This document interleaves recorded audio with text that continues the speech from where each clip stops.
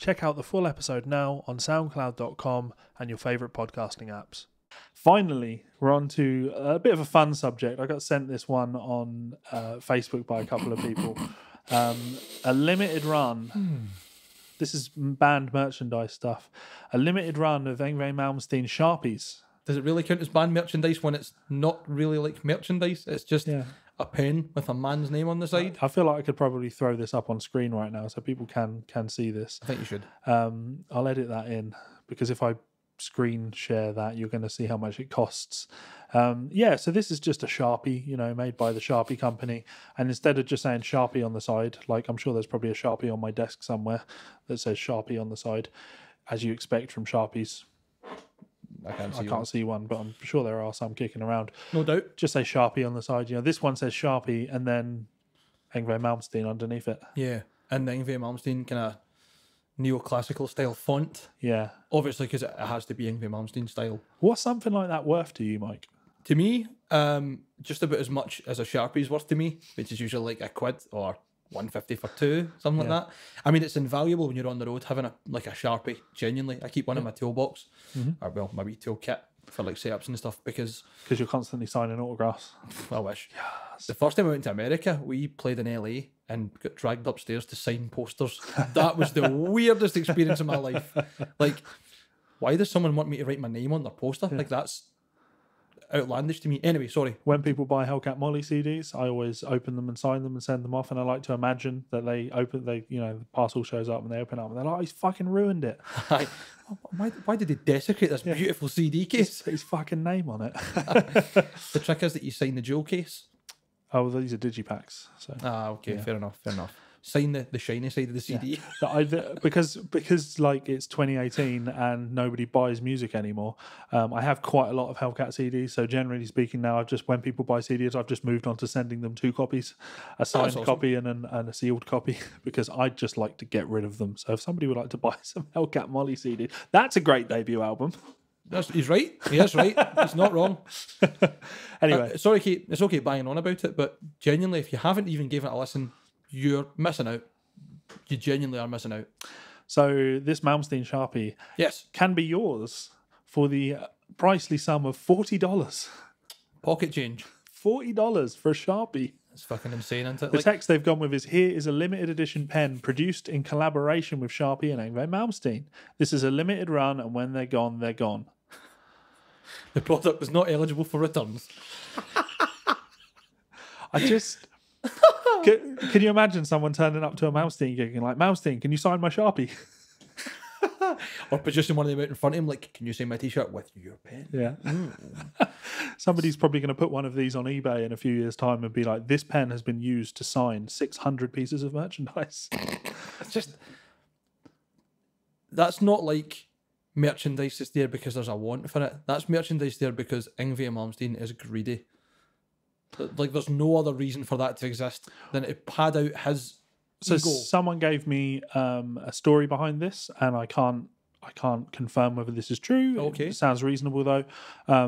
They told me that they are aware of the fact that the CEO of Sharpie is a big Malmsteen fan. He's a guitar player and a Malmsteen fan. Right. So it's a case of, I don't know, maybe a few years ago he said, why don't I make you 1,000 pens or however many pens for your tours? So you've got pens with your name on, and now he's probably just gone through a warehouse and gone, I've still got 500 of these bloody pens, just get rid of them. Yeah, let's clear some space and make some sweet Skrilla. Yeah, I was going to say, he's not interested in making space. Yeah, he's definitely interested in making something. Yeah, so why don't we talk about other band merchandise? Incredible merchandise, irreplaceable merchandise, for example. So for people that aren't watching the video, I have just pulled out my Party Cannon hat, the OG Party Cannon hat, with the beautifully, what do people call that?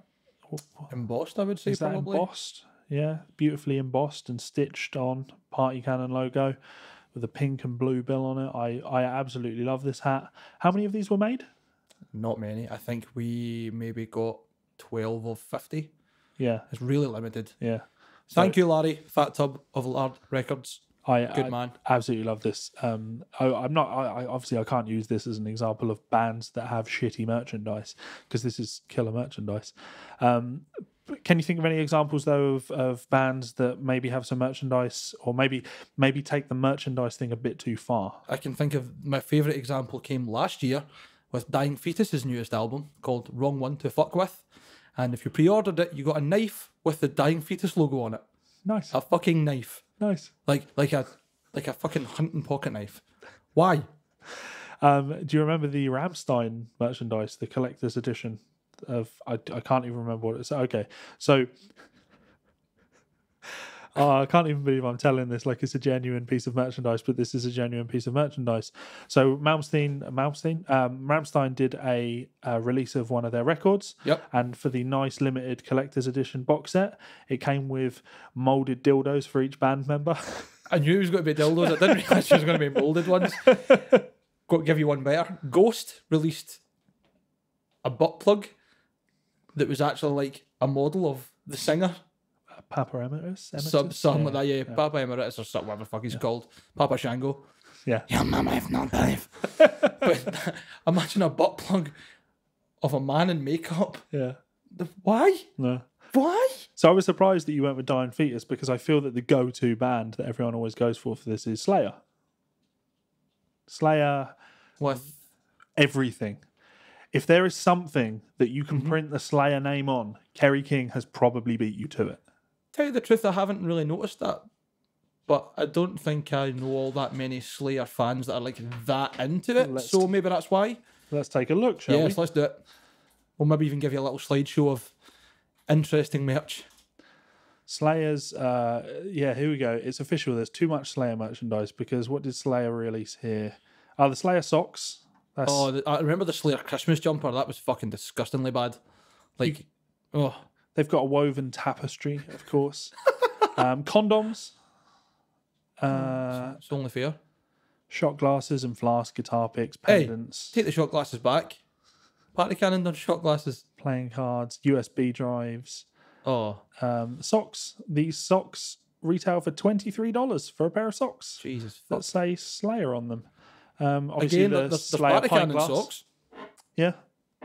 They weren't that expensive. Anywhere near that. Yeah, here's and they were again very limited. An etched Slayer pint glass for $20. It says fucking Slayer on it, so you know it's for metalheads. Yeah, I'll just click on through to the Slayer store, because it's been presented to me. Oh no, it's 404 not found. Kerry King must be working on a bunch more unnecessary merchandise. That's it. Do you think they've got a Wee Miss Jeff t-shirt yet? Sorry, I'm concentrating. What did you say? Do you think they've got a Wee Miss Jeff t-shirt yet? They must. They must. That's it. Slayer Christmas jumper. Yep, that's... Yeah. No. If Slayer can put their name on things, they absolutely will. Another band actually quite bad for that is Black Label Society. Yeah. Anything that Zakk Wylde can put the Black Label logo, because it is a cool logo. He will. There's been, Black Label Society hot sauces and fucking coffee mugs. Yeah, whatever you can get, whatever you can find. Yep. Anything else? There's quite a lot of bands in the kind of deathcore and metalcore scene that basically get called merchcore, because they've got more merch than they have music. And I kid you not, like some bands that have got like 7 t-shirt designs and hoodies and shorts and all sorts of shit, and they don't even have a release. Like, that's a real thing. Oh, wait a minute, there was a Slayer wallet with a chain on it. Yeah. That's sick. I mean, everybody's had something like that at some point. We've all been a mosher at one point. At some point in their life. In fact, you know what I can do? Or a Grebo for those south. I can do this. Now people can see. The Slayer bikinis, of course. Slayer posters, and there's nothing too offensive here. There's more pages. How many t-shirt designs are there on one fucking page? Your belt buckles, of course. Metal tankard, skateboard. Yeah. Rolling papers. Slayer rolling papers. Oh yeah, because Slayer are known as being a total pro-weed band, aren't they? Big smokers, aren't they? Total stoners there, yeah. And the thing is, it doesn't even have Slayer on the... let's put my face on screen. It doesn't even have Slayer on the actual papers. Just on the outside. Just Slayer... Windbreakers. Leggings. Yeah.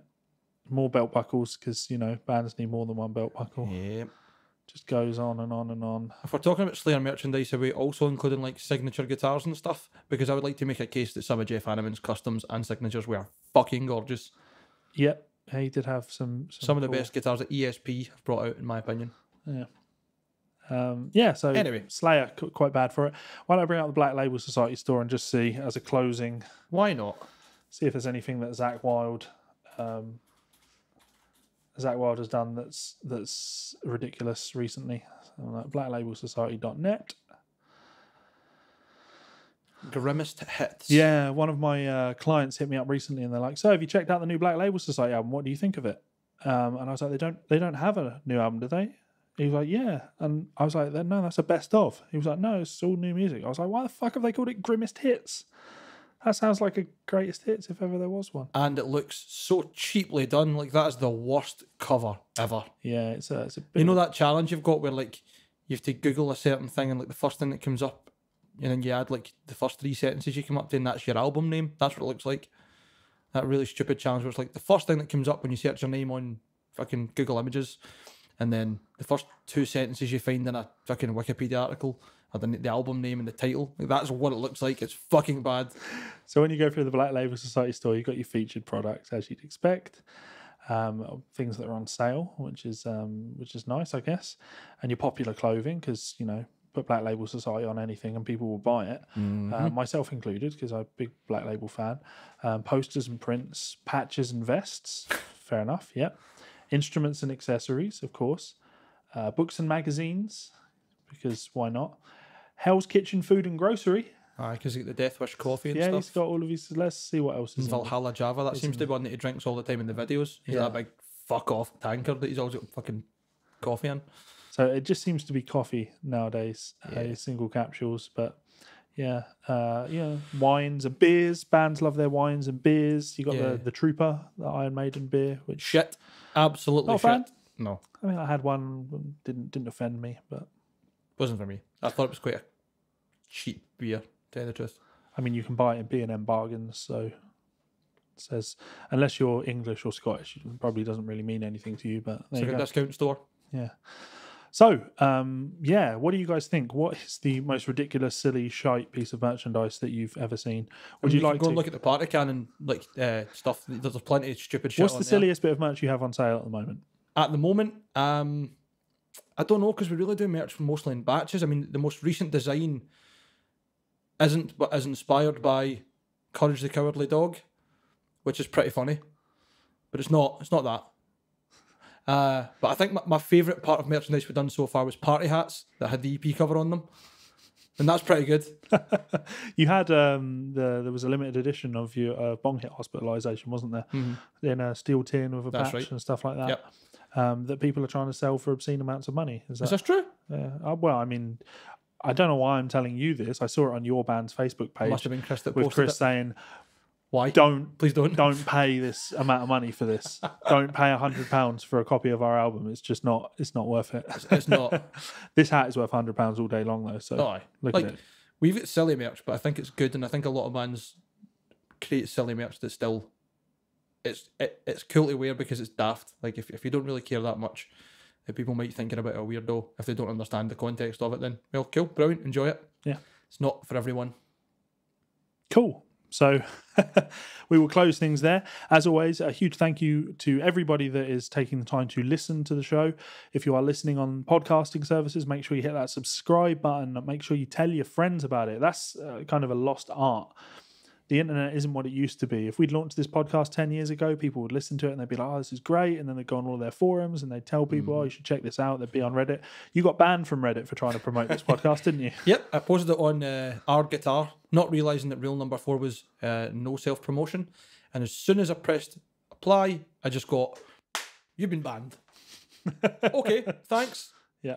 Yeah, just trying to create interesting and funny content. I mean, we're not selling anything to anyone, are we? No, not at all. Like, it's a free podcast to listen to, given that it's mostly about music and guitars, and it's called The Guitar Souls. Yeah. I thought people in a guitar forum would probably be into it, but apparently not. Yeah. So if anyone out there would like to share this on Reddit, that of course would be appreciated. I think a big part of that's Facebook has killed that, because you can share on Facebook so easily, but your reach unless you pay for it. It's pretty much nothing. But even then, people are sharing less and less on Facebook nowadays. True. It's you take it for granted that, oh, there's this cool thing that I like or watch or listen to. Everyone must know about it. Yeah. So yeah, people don't know about this podcast yet. So please do tell people. Hit that subscribe button and all of that good stuff. And we will bring you more content. We've got a lot of plans. We've got some guests coming and the like. Guests that I've not even told Mike about yet. Oh. So Cheeky. he'll be as surprised. I know about as you next are. ones. Yeah. That'll be interesting. Yeah, it'll be fun. So yeah, as always, massive, massive thank you. All the love in the world. Any closing messages, Mike? Share the fuck out this video and audio. Yeah. Thank you. Cool. Bye.